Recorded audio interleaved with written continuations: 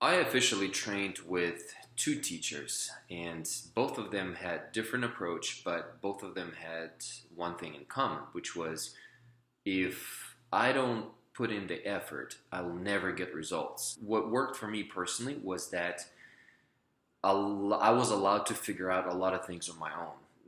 I was watching the guys around me who were much better than me at Handbalance, and I really observed what they were doing, and I compared it to what I was doing, and I was looking for the mistakes that I could fix, and also observing how they do something, and thinking to myself, okay, I want to do, let's say I want to enter one arm this way, but when I'm holding it, I'm going to hold it differently. Meaning, if I saw some things that I didn't like in the way other guys were doing it, I told myself, okay, when I'm doing it, I'm going to make sure I don't repeat the same things. Meaning, I'll give it my own imprint and I'm going to do something that I want to see personally, that I don't see anybody else doing. So that's what gave me motivation to, fine tune all of the elements that I'm doing to the point where each of them is easy to read, and each of them is impactful for the audience. Because at the end of the day, as much as I love to train and learn this skill, I was training with the idea that I was going to do it in front of somebody. And so presentation and aesthetics were of the utmost importance, because symmetry, not only is it the key to improving your balance, it is also very impactful visually for anybody witnessing what you're doing. So that was my process. How do you choose a teacher? Do you look at the number of followers that they have? Do you talk to somebody who worked with them, and based on their own experience, is this what is the major deciding factor? Or is it something where you use your intuition and you say, okay, it seems like a good option. Let me try it out and see if it works for me. Because then you learn to discern, what is real from what is unreal, what you understand from what you don't understand, what works from what doesn't work. It's really important that you have the ability to evaluate this. There's a tendency to create a sort of a cult of personality. And I am not talking about anybody specifically. I'm just giving a general statement of what you should watch out for when you start working with somebody. A teacher, even though they're the embodiment of the skill, the teacher is a messenger. The teacher is not the knowledge or the message. So don't get into the situation where you worship the teacher and then you cannot use your rational mind, your common sense to really evaluate whether what you're learning works for you, or whether you're feeling this small compared to a monumental figure of a teacher, hanging over you. As much as you may like the teacher, you also need to be real and make some tough decisions if necessary, and ask yourself some questions and look for the right answers, because you want to grow when you work with someone. So when you choose a teacher, it is important to try to understand whether they're interested in getting you to the next level or not. If you don't sense that the teacher's goal is to achieve results when they work with you, you may not be working with the right person. And again, everyone is different, but this is generally what I would suggest is try to understand if they're actually interested in your improvement. Because if they're not, then you're wasting your time and your money. There are times when the way the teacher explains something, or the drills that they're, asking a student to do, may have nothing to do with potential for, improving at skill, because it's just like a big workload.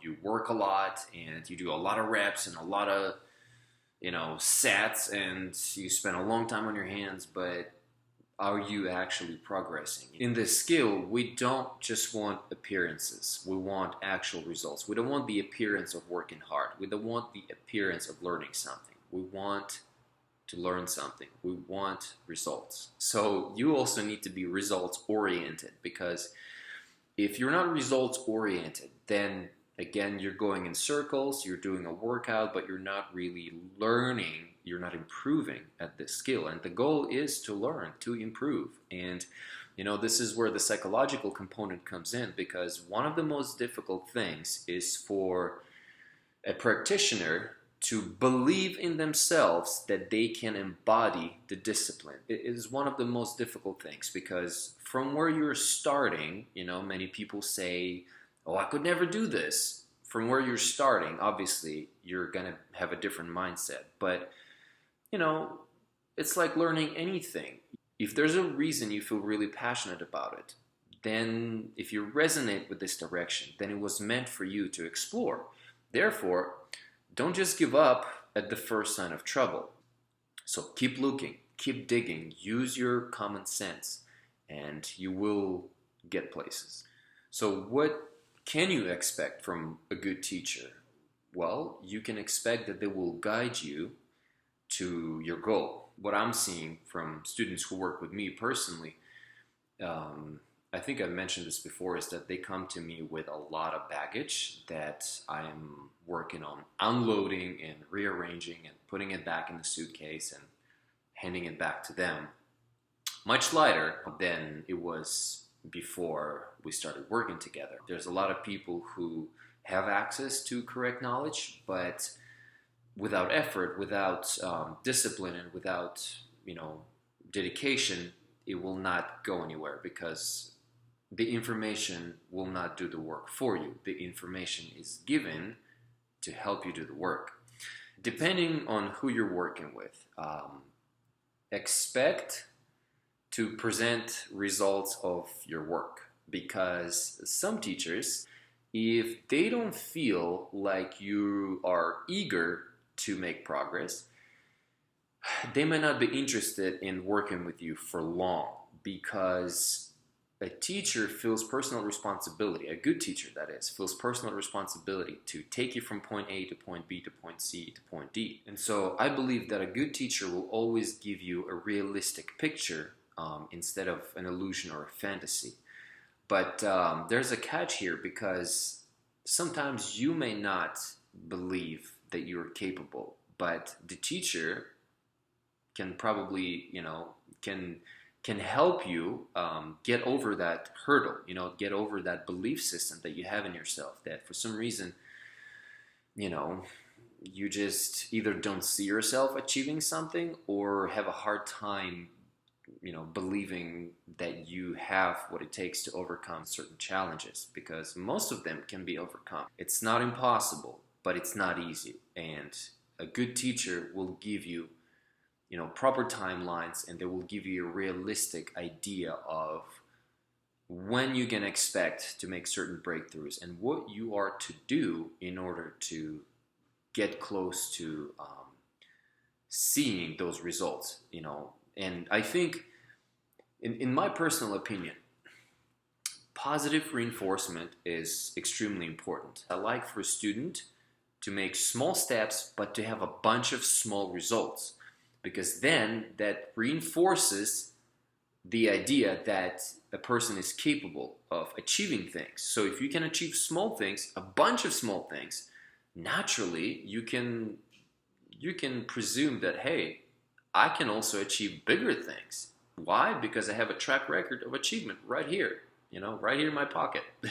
Here's the list. So achievements, results, work, orient yourself towards results. No matter how small, we need that positive reinforcement in order to build the momentum towards transformation, where you can see yourself embodying the skill, where, it's not just a matter of, do this drill, do that drill, change this a little bit, change that a little bit. No. You need to change your entire mindset.